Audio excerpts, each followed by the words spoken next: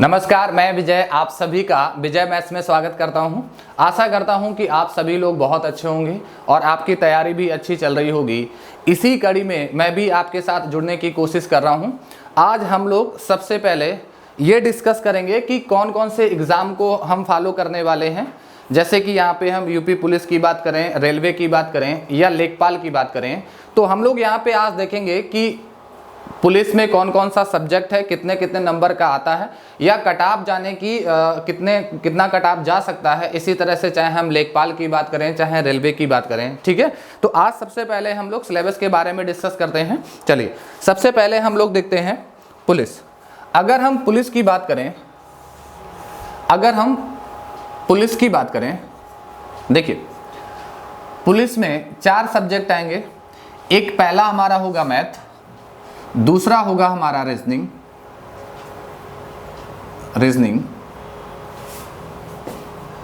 Maths, Hindi और चौथा हमारा होगा जीएस।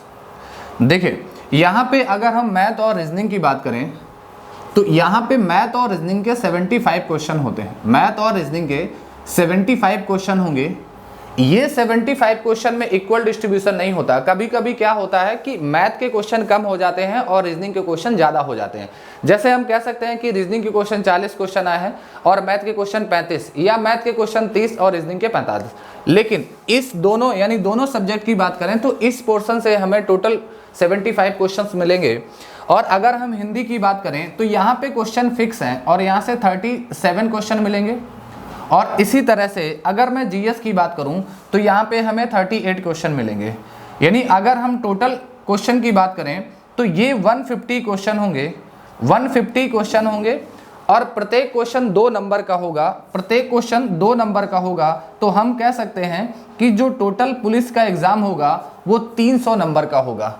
300 नंबर का एग्ज़ाम होगा। और अगर हम टाइम पीरियड की बात करें तो ये 120 मिनट, टाइम पीरियड की बात करें तो 120 मिनट, यानी हम कह सकते हैं कि 2 घंटा, यानी टाइम आपको जो मिलेगा वो 2 घंटे का होगा।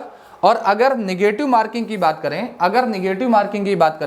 तो 1/4 की निगेटिव मार्किंग होगी।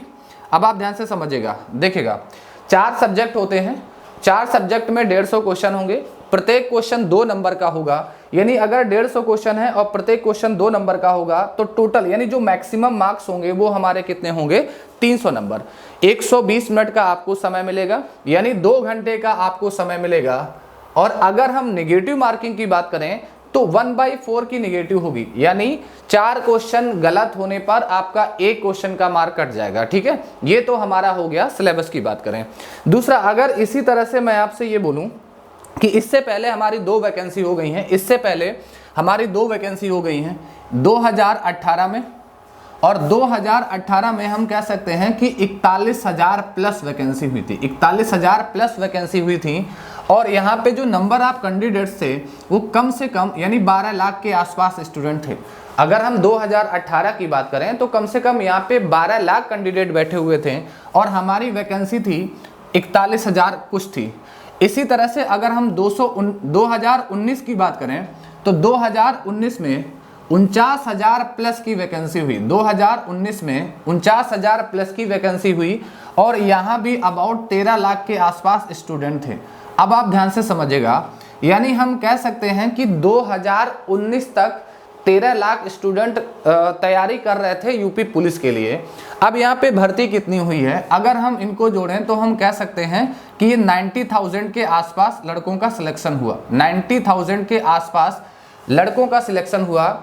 हम 1 लाख मान लेते हैं। अब आप ध्यान से समझिएगा, यानी 2019 तक ऐसे 12 से 13 लाख लड़के हैं जो तैयारी कर रहे थे, और उसमें से 1 लाख लड़कों को अगर हम निकाल दें तो भी 2019 तक हमारे पास 12 लाख लड़के बचते हैं। 2019 और जो अगली वैकेंसी है 2022 की, और अगर हम कहें कि 2019 से 2022 तक ये 3 साल हमारे हो गए, तो इस 3 साल में कुछ कैंडिडेट और बड़े होंगे। तो हम कह सकते हैं कि इस बार की जो वैकेंसी है, यानी अगर हम 2022 की बात करें तो 2022 में हम कह सकते हैं कम से कम 14 लाख के आसपास आपको कैंडिडेट्स मिलेंगे। और 14 लाख अगर कैंडिडेट हैं और हमारे पास जो वैकेंसी आई हुई है, जो नोटिफिकेशन में उन्होंने दिया हुआ है, वो 25,000 प्लस है। 25,000 प्लस यानी 25,000 हमारे पास वैकेंसी है। और नंबर ऑफ स्टूडेंट्स की बात करें तो वो हमारे पास 14 लाख है। अब आप ध्यान से समझिएगा, 2019 में जिन स्टूडेंट का सिलेक्शन नहीं हुआ और आज 2022 चल रहा है, यानी जिन्होंने 2019 का पेपर दिया है, 18 का पेपर दिया है, तो उनकी तैयारी कितनी अच्छी होगी आप खुद ही समझ सकते हैं कि जो लड़के 19 के बाद आए हैं, यानी 19, 20, 21 की अगर बात करें, या जो अभी 12th पास करके आए हुए हैं, उनकी तैयारी और जो 2019 से पहले कर रहे हैं उनकी तैयारी में बहुत अंतर होगा। तो अब आप ध्यान से समझिएगा, अगर अपनी एक सीट आपको रिजर्व करनी है, अगर आपको अपनी एक सीट रिजर्व करनी है तो आपको बहुत मेहनत करने की ज़रूरत है। अगर हम कट ऑफ की बात करें, यानी अगर हम आपसे कहें कि कट ऑफ की बात करें, तो जो जनरल स्टूडेंट हैं कम से कम एक 25,000 वैकेंसी के लिए कम से कम आपको 120 प्लस लाना होगा। 120 प्लस आपको क्वेश्चन सही करने होंगे। अब आप ध्यान से समझिएगा, 2019 और 2022 में बहुत अंतर होगा। उस समय इतना ज़्यादा यूट्यूब भी नहीं था, अब तो लोग यूट्यूब का सहारा लेके बहुत तैयारी कर रहे हैं, गांव में भी लोग तैयारी कर रहे हैं। तो सीधी सी बात है कि जो कट ऑफ है वो बहुत बढ़ने वाला है। अब आप लोग सोच रहे होंगे कि 120 बहुत ज़्यादा बता दिया है, आपको अपनी एक सीट रिजर्व करना है तो 120 क्वेश्चन सही का ये जो कट ऑफ होगा ना, बिल्कुल सेफ जोन में होगा। तो अगर आप 120 लाते हैं, थोड़ा बहुत कम ज़्यादा भी चल जाएगा, लेकिन अगर आप 120 लाते हैं, 120 क्वेश्चन का मतलब है कि 240 नंबर अगर आप लाते हैं तो हम कह सकते हैं कि आप बिल्कुल सेफ जोन में हैं। इसी तरह से अगर हम ओबीसी की बात करें, तो ओबीसी का यानी 115 क्वेश्चन, अगर ओबीसी कैंडिडेट आप हैं तो आपको 115 क्वेश्चन सही करना होगा। और 115 क्वेश्चन का मतलब है कि 230 नंबर, 115 क्वेश्चन का मतलब है कि 230 नंबर। अगर आप 230 नंबर लाते हैं तो आप एकदम सेफ जोन में हैं। और अगर हम एससी की बात करें तो 110 या 105 कह सकते हैं, 110 आप बिल्कुल सेफ जोन में हैं, यानी 220 आपको मार्क्स लाने होंगे। और अगर हम एसटी की बात करें तो 95 और 95 बोले तो 190 मार्क्स आपको लाने होंगे। इसी तरह से अगर हम गर्ल्स की बात करें, देखिए गर्ल्स का कट ऑफ अलग रहता है। अगर हम गर्ल्स की बात करें तो गर्ल्स अगर 100 क्वेश्चन सही कर रही हैं, यानी अगर उनके 200 नंबर हैं, तो वो एकदम से सेफ जोन में हैं। अब आपको डिसाइड करना है कि आप कितने नंबर ला सकते हैं या आप किस जगह पे हैं, आपको कितनी मेहनत करनी है, ये आपको डिसाइड करना है। लेकिन अगर आप इतना नंबर ला रहे हैं तो हम कह सकते हैं कि आप सेफ जोन में हैं। आप ध्यान रखिएगा, 2019 और 2019 से पहले ऐसे 12 लाख स्टूडेंट हैं जो एग्ज़ाम की ऑलरेडी तैयारी कर रहे हैं, और आज आप तैयारी करने आए हैं। तो ये जो 3 साल का गैप है, वो 3 साल आपसे पहले से ही आगे हैं। तो अगर आपको सिलेक्शन लेना है या अपनी सीट पक्की करनी है तो आपको बहुत मेहनत करने की ज़रूरत है। क्लियर? चलिए, इसी तरह से अगर हम अब रेलवे की बात करें, यानी अगर हम रेलवे की बात करें, हाँ, रेलवे की अगर हम बात करें तो देखिए इसमें 2 पार्ट हैं। एक हमारा एनटीपीसी और दूसरा हमारा है ग्रुप डी। एनटीपीसी की अगर हम बात करें तो अगर सीबीटी 1 की बात करें तो सीबीटी 1 का रिजल्ट भी आ गया है, और आप लोगों ने देखा भी होगा कि कितनी कट ऑफ आई गई है। उसका कारण ये है कि उन्होंने 4-5 पोस्टों में कैंडिडेट्स को डिवाइड कर दिया। तो जो स्टूडेंट टॉपर्स हैं उनको हर कैटेगरी में, यानी हर पोस्ट के लिए एलिजिबल मान लिया। तो इसी तरह से एक ही कैंडिडेट ने 4 कैंडिडेट का नाम कम कर दिया है। तो इसी तरह से, इसी कारण से जो अगर हम आपसे कहें कि कट ऑफ वो बहुत ज़्यादा चला गया है। ठीक है, अब यहाँ पे देखते हैं, अगर हम सीबीटी 1 की बात करें तो सीबीटी 1 में हमारा जो एग्ज़ाम हुआ था उसमें मैथ्स थी, रीजनिंग और दूसरा हमारा जीएस था। ठीक है, मैथ हमारी 30 नंबर की थी, रीजनिंग 30 नंबर की थी, और ये हमारी 40 नंबर, यानी टोटल कितना था 100 मार्क्स का। टोटल कितना था? 100 मार्क्स का। अब 100 क्वेश्चन थे। अब यहाँ पे अगर हम टाइम की बात करें तो CBT 1 में हमें 90 मिनट्स मिले हुए थे, 90 मिनट्स मिले हुए थे। और अगर हम निगेटिव मार्किंग की बात करें तो वो 1/3 थी। निगेटिव मार्किंग की बात करें तो वो 1/3 थी, यानी अगर 3 क्वेश्चन आपके गलत हो गए तो सही क्वेश्चन आपका एक कट जाएगा, ठीक है। और यहाँ का कट ऑफ भी आपको मालूम होगा कि कितना ज़्यादा कट ऑफ गया हुआ है। तो अब तो खैर ये CBT 1 तो हो चुका है, कट ऑफ बहुत ज़्यादा गया हुआ है।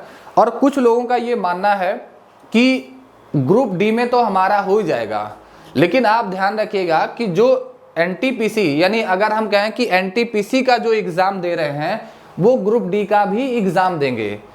अगर यहाँ पे उनका सिलेक्शन नहीं हुआ तो वो क्या इसके हकदार नहीं है? बिल्कुल हकदार हैं। तो जो लोग ये सोच के चल रहे हैं कि ग्रुप डी में तो हमारा हो ही जाएगा, तो ऐसा कदापि ना सोचें। आपको तभी होगा जब आपको बहुत मेहनत करने की ज़रूरत होगी। ज़्यादातर लोग अरे ग्रुप डी में 1,03,000 वैकेंसी है तो हो ही जाएगा, ये आपकी गलत फहमी है। जो यहाँ पे भी सोच रहे थे कि NTPC में 35,000 वैकेंसी है, हमारा तो हो ही जाएगा, और वो कोसों दूर है। तो आपको ये समझना है कि आपका कैसे सिलेक्शन होगा। इतना आसान नहीं है सिलेक्शन लेना, ठीक है। अगर हम ग्रुप डी की बात करें तो ग्रुप डी में देखो 4 पार्ट हैं। एक हमारा मैथ है, मैथ्स, दूसरा रीजनिंग, और तीसरा साइंस। साइंस को यहाँ पे अलग कर दिया है, तीसरा साइंस। और चौथे की बात करें तो वो हमारा क्या है? GS। देखिए मैथ की अगर बात करें तो ये 25 नंबर की है, ये हमारे 30 नंबर की है। और अगर साइंस की बात करें तो ये 25 नंबर की है, और GS की बात करें तो ये 20 नंबर की। यानी अगर ग्रुप डी की बात करें तो यहाँ पे आपको टोटल 100 क्वेश्चन आपको देखने को मिलेंगे, 100 क्वेश्चन देखने के मिलेंगे। और अगर हम टाइम की बात करें तो यहाँ भी 90 मिनट्स आपको टाइम मिलेगा। और यहाँ पे भी निगेटिव मार्किंग 1/3 की है, यहाँ पे भी निगेटिव मार्किंग 1/3 की है। अब आप ध्यान से समझिएगा, यहाँ पे सिलेक्शन लेना यहाँ पे भी आसान नहीं है। अगर हम 100 क्वेश्चन की बात करें और अगर आपको रिजर्व सीट करनी है तो आप ये मान के चलिएगा कि आपको 85 प्लस मार्क्स लाना है, 85 प्लस मार्क्स लाना है। अगर आप इतना नंबर ला रहे हैं, यानी 85 क्वेश्चन आपके सही हैं, कुछ क्वेश्चन आपके गलत भी हो जाएंगे, कुछ वहाँ से नेगेटिव भी कर जाएंगे, तो कोशिश करिएगा कि 85 प्लस क्वेश्चन आपके सही होना चाहिए। तब आप मानिए कि आपकी सीट एकदम से रिजर्व है। क्लियर? यहाँ तक आपको बात समझ में आई होगी। इसी तरह से अगर हम NTPC CBT 2 की बात करें, NTPC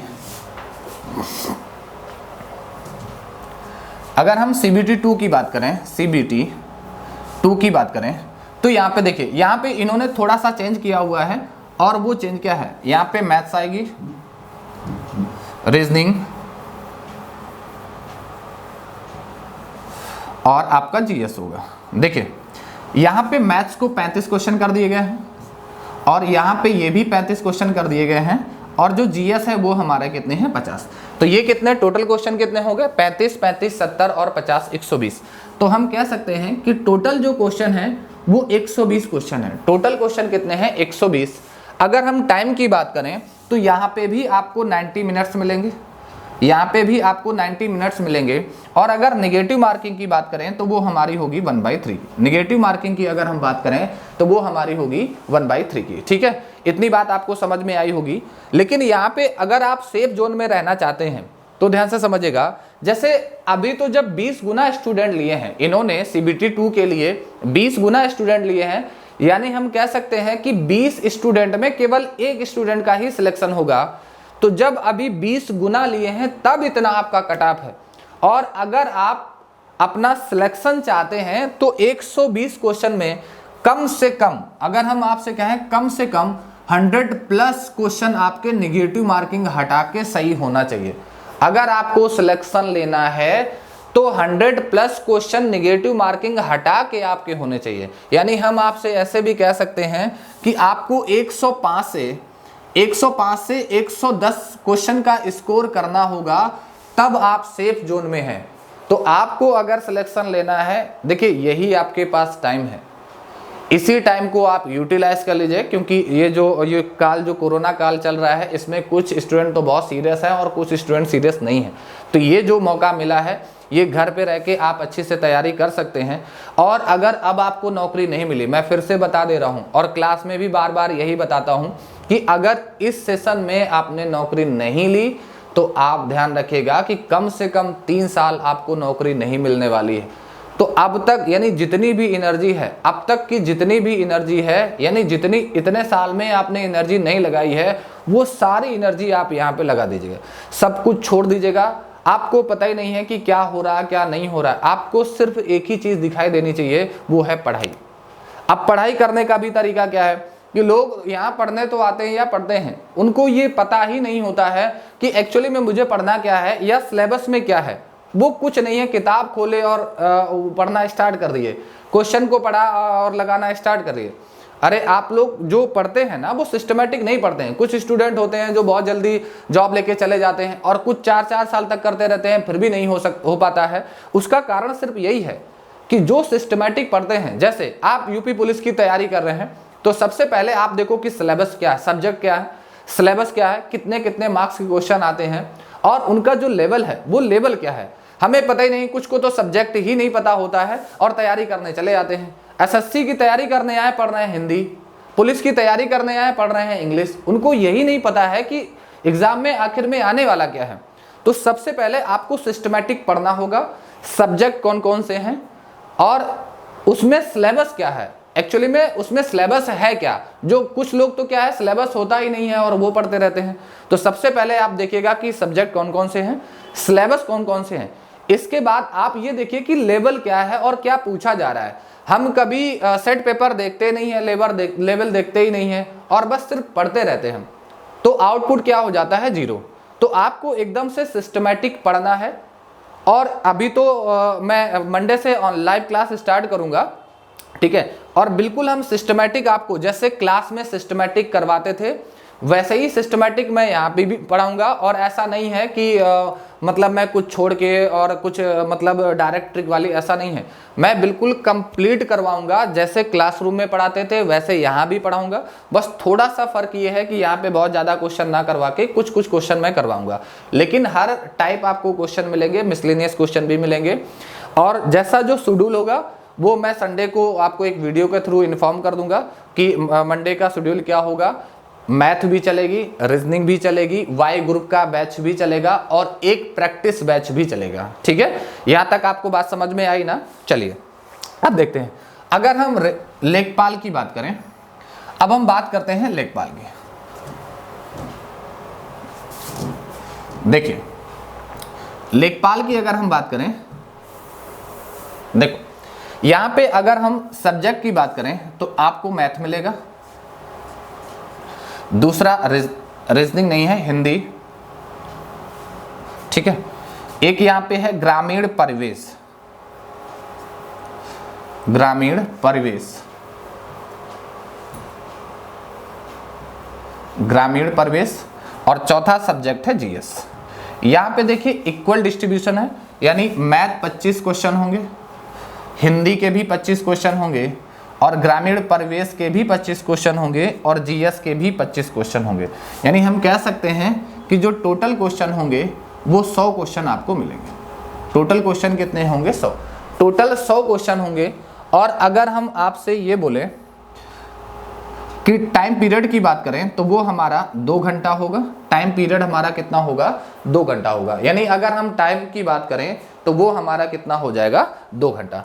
इसी तरह से अगर हम निगेटिव मार्किंग की बात करें तो देखो लेखपाल में निगेटिव मार्किंग जो होगी वो हमारी कितनी होगी, 1/4 की। यानी लेखपाल में अगर हम निगेटिव मार्किंग की बात करें तो वो हमारी कितनी होगी, 1/4 की। दूसरी बात जो सबसे इंपॉर्टेंट बात है, यहाँ पे अगर हम वैकेंसी की बात करें तो वैकेंसी हमारी कितनी है, 8000। अब आप ध्यान से समझिएगा, यहाँ पे वैकेंसी हमारे पास सिर्फ 8000 है। और नंबर ऑफ स्टूडेंट्स की बात करें तो यहाँ पे मैं कह सकता हूँ कम से कम कि 7 लाख स्टूडेंट होंगे, कम से कम यहाँ पे 7 लाख स्टूडेंट होंगे। यानी अगर हम स्टूडेंट की बात करें तो यहाँ पे आपको कम से कम 7 लाख स्टूडेंट देखने को मिलेंगे। अब आप ध्यान से समझिएगा, देखिए कुछ स्टूडेंट ऐसे होते हैं जिनकी मैथ तो अच्छी है, वो मैथ भी कर लेंगे, हिंदी भी कर लेंगे, लेकिन अब समस्या यहाँ पे आ जाती है। यानी अगर हम ग्रामीण परिवेश की बात करें या जीएस की बात करें तो हमारे पास 50 नंबर का है। अब आप ध्यान से समझिएगा कि इसमें फॉर्म कौन कौन से डालेंगे। देखिए लेखपाल की बात करें तो लेखपाल पे सारे स्टूडेंट का मतलब मैं ऐसे कह सकता हूं कि यूपीएससी वाले जो यानी आईएएस पीसीएस की भी तैयारी कर रहे हैं वो स्टूडेंट भी लेखपाल की वैकेंसी को फॉर्म फिल करेंगे। तो उनकी अगर मैं कहूं तो ग्रामीण परिवेश और जीएस बहुत अच्छा होगा। यानी जो यूपीएससी की तैयारी कर रहा, आरओ की तैयारी कर रहा, एआरओ की तैयारी कर रहा, एसएससी की तैयारी कर रहा, यानी अगर हम कहें कि कोई भी कॉम्पिटिटर अगर है और वो एलिजिबल है तो लेखपाल का फॉर्म वो जरूर भरेगा, क्योंकि कई साल से कोई वैकेंसी नहीं हुई है तो हर कोई चाहता है कि उसको गवर्नमेंट नौकरी पहले मिल जाए। ठीक है, तो अब ध्यान से समझिएगा, अगर इस पोर्शन की बात करें तो या एसएससी वालों की बात करें तो एसएससी वाले ये 25 नंबर तो पूरा 25 लेके आएंगे। ठीक है, और हिंदी बहुत बड़ा नहीं है कि बहुत ज़्यादा समस्याएं आने वाली हैं, हिंदी में ऐसा कुछ भी नहीं है। तो हिंदी में लगभग मैं कह सकता हूं कि सारे स्टूडेंट बराबर नंबर ले आते हैं, 1-2 नंबर को अगर आप छोड़ दें। ठीक है, जो मेन पोर्शन हमारा है, तो अगर एसएससी का कॉम्पिटिटर है तो वो यहाँ पे 25 में 25 नंबर बिल्कुल ले आएगा। और अगर हम यूपीएससी की बात करें जो आरओ एआरओ या आईएएस पीसीएस की तैयारी कर रहा है तो वो यहाँ पे 50 नंबर में बहुत अच्छा स्कोर कर लेगा यहाँ पे। और वो हिंदी तो पढ़ता ही है, यूपीएससी वाला जो एस्पिरेंट्स है वो हिंदी पढ़ता ही है, तो यहाँ पे भी वो अच्छा स्कोर कर लेगा। और वो मैथ भी पढ़ता है, सीसेट उनका एक एग्जाम होता है प्री में और सीसेट में वो मैथ पढ़ता है, तो ये यहाँ से यानी यहाँ भी वो अच्छा नंबर अचीव कर लेगा। तो ओवरऑल की अगर हम बात करें कि यहाँ पे जो है ना कंपटीशन बहुत होने वाला है। अगर ध्यान से समझिएगा, जो स्टेट लेवल की यानी जो यूपी के स्टेट लेवल की एग्जाम की तैयारी कर रहे हैं, मैं उन स्टूडेंट से कहना चाहता हूं कि यहाँ का जो कंपटीशन है वो बहुत ज़्यादा देखने को मिलेगा। यानी यहाँ का अगर हम सेफ स्कोर की बात करें तो अगर आप 85 प्लस क्वेश्चन सही करते हैं, 85 प्लस क्वेश्चन आप सही करते हैं, तो आप एक बार सोचिए कि आपका सिलेक्शन हो सकता है, जरूरी नहीं है। तो अगर आपको एक सीट पक्की करनी है तो मैक्सिमम से मैक्सिमम, यानी मैं आपसे अगर बोलूं कि अगर आपका 90 प्लस का स्कोर है, 90 प्लस का स्कोर है तो आप एकदम से सेफ जोन में हैं। ठीक है, अगर 90 प्लस का सेफ स्कोर है, 90 प्लस का स्कोर है तो एकदम आप सेफ हैं, आप कह सकते हैं कि आप लेखपाल बन जाएंगे। ठीक है, सारी चीजें मैंने आपको यहाँ पे सिलेबस और कितना आपको नंबर लाना है या कितना क्वेश्चन सही करना है, हाँ, अगर जितना मैंने आपको बताया है इतना अगर आप अचीव करते हैं तो कह सकते हैं कि आपकी गवर्नमेंट नौकरी पक्की है। ठीक है, दूसरी बात, सबसे मोस्ट इंपॉर्टेंट चीज कि अगर आप तक 2 साल 3 साल 4 साल से तैयारी कर रहे हैं और आपको सफलता नहीं मिली है तो देखिए आप अपना रास्ता चेंज कर सकते हैं। रास्ता चेंज करने का मतलब ये नहीं है कि आप तैयारी करना छोड़ दें। अगर आप एक तरह से तैयारी कर रहे हैं, अभी तक आपका सिलेक्शन नहीं हुआ या सफलता नहीं मिली है, तो आप क्या करिए, अपनी जो पढ़ने की स्टाइल है आप थोड़ा सा चेंज करिए। पढ़ने की स्टाइल क्या होती है कि लड़के हमेशा ऐसे पढ़ते हैं, जैसे मैथ के question, as a math teacher मैं बात करूं कि मैथ के क्वेश्चन वो लोग क्या करते हैं, सबसे पहले पढ़ा और पेन उठाया और स्टार्ट हो गए। उन्होंने क्वेश्चन को तो समझा ही नहीं। 40% रोल होता है क्वेश्चन को समझना, यानी किसी भी क्वेश्चन के सॉल्यूशन में 40% रोल होता है क्वेश्चन को समझना। अगर आपको क्वेश्चन समझ में नहीं आया तो आप क्वेश्चन कभी सॉल्व ही नहीं कर पाएंगे, लेकिन अगर आप क्वेश्चन को समझ गए हैं तो इसका मतलब है कि 40% आपने क्वेश्चन कर दिया। तो सबसे पहले क्या करिएगा कि क्वेश्चन को आप लोग समझिएगा और इसके बाद आप उसको लगाइएगा। दूसरा, आप लोग क्या करते हैं, मैंने देखा कर ये वाला सर, ये वाला तो क्वेश्चन ऐसे लगेगा, आपको इस तरह से नहीं पढ़ना है, आपको याद नहीं करना है। आप देखिएगा एसएससी जीडी में क्या हुआ, जो लड़के कह रहे थे सर बहुत इजी आएगा, मैथ में ऐसा आता है ऐसे आता है, और क्या हुआ, और फाइनली वही लड़के नहीं कर पाए। तो लेवल जो है ना, वो मैथ का हो या किसी सब्जेक्ट का हो, लेवल दिन पे दिन बढ़ता चला जा रहा है और इसी हिसाब से आपको भी तैयारी करनी है। हम 2018, 2017, 2016 की आप कंपेयर हम आज से कर रहे हैं 2022 में, तो ऐसा कुछ नहीं है। दूसरी बात मैं आपको बता दूं, जो लोग केवल ट्रिक से पढ़ते हैं, मेरी बात आप कान खोल के सुन लो, जो लोग केवल ट्रिक से पढ़ते हैं वो लोग ट्रिक से पढ़ें और फिर क्वेश्चन को सॉल्व करें। मैं अगर नंबर सिस्टम की बात करूं तो नंबर सिस्टम में इतना वेरिएशन है और उसमें कितनी सारी ट्रिक्स बनेंगी, क्या आप इतनी सारे ट्रिक्स को याद कर सकते हैं? या मैं परसेंट की बात करूं तो परसेंट में बहुत ज़्यादा वेरिएशन है, क्या आप ट्रिक्स को याद कर सकते हैं? नहीं। लेकिन अगर मैं कॉन्सेप्ट की बात करूं तो किसी भी टॉपिक में 10 से ज्यादा कॉन्सेप्ट नहीं होता, और आप केवल वही कॉन्सेप्ट को समझिएगा और उसी कॉन्सेप्ट से आप किसी भी क्वेश्चन को कर जाएंगे। तो आप ध्यान से समझिएगा, आपको कोई ट्रिक याद नहीं करनी है। जो लोग सिलेक्शन लेते हैं या जो लोग सिलेक्शन लेके चले गए, आप उनके टच में रहें, आप उनसे पूछिए कि वे ऑफ टीचिंग, यानी अगर हम पढ़ने की स्टाइल की बात करें तो वो मुझे कैसे पढ़ना है। आप उन लोगों से जो आपके सीनियर हैं, जो जॉब लेके चले गए हैं, उनसे आप लोग पूछा करिए कि मुझे कैसे पढ़ना है। वो आपको बताएंगे कि आपको किस तरह से पढ़ना है। आप लोगों को पता नहीं होता है और बस ट्रिक्स याद करने लगते हैं, ये वाला क्वेश्चन ऐसे लगेगा, ये वाला क्वेश्चन ऐसे लगेगा, और थोड़ा सा क्वेश्चन वो घुमा देते हैं तो आप उस क्वेश्चन को नहीं कर पाते। और दूसरी बात, किसी भी क्वेश्चन, जैसे कुछ क्वेश्चन गलत होते हैं तो उनका एक जगह होती है, वो क्वेश्चन हर जगह गलत नहीं होता है, हर जगह क्वेश्चन गलत नहीं होता है। जैसे आप क्वेश्चन को सॉल्व कर रहे हैं तो उसकी कुछ पर्टिकुलर प्लेस होती है कि वो वहीं पे क्वेश्चन गलत होगा। जैसे मैं क्लास में बताता हूं कि देखो यहाँ पे ये गलती मत करना, यहाँ पे क्वेश्चन गलत होता है, तो आपको वो जो जगह को है ना वो नोटिस करना है कि इस जगह पे मेरा क्वेश्चन गलत होता है और इस जगह पे गलत हमें नहीं करना है।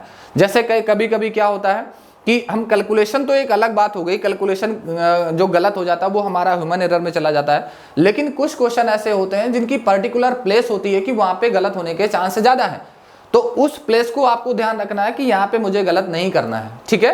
हाँ, तो इस चीज को आप लोग ध्यान रखिएगा।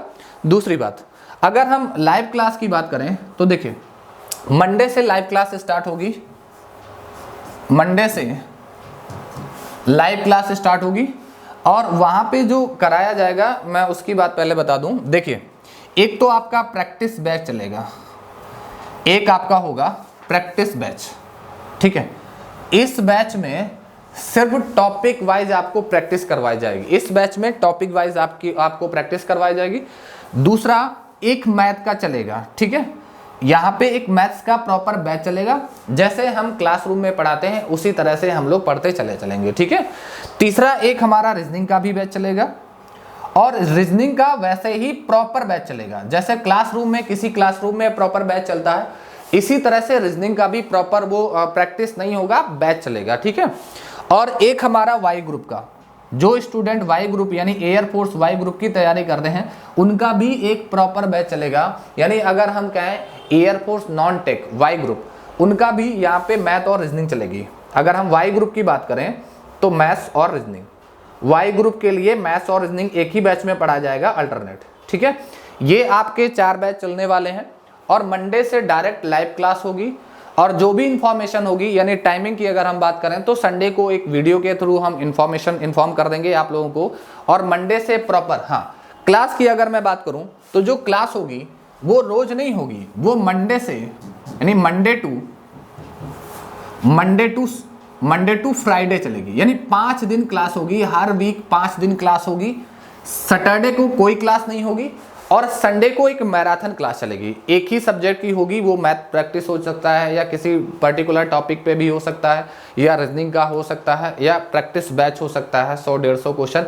यानी अगर संडे की क्लास की बात करें तो वो हमारी लंबी सी मैराथन क्लास होगी, ठीक है। आशा करता हूं आप सारी चीजें समझ गए होंगे। तो आज के लिए इतना ही, जय हिंद।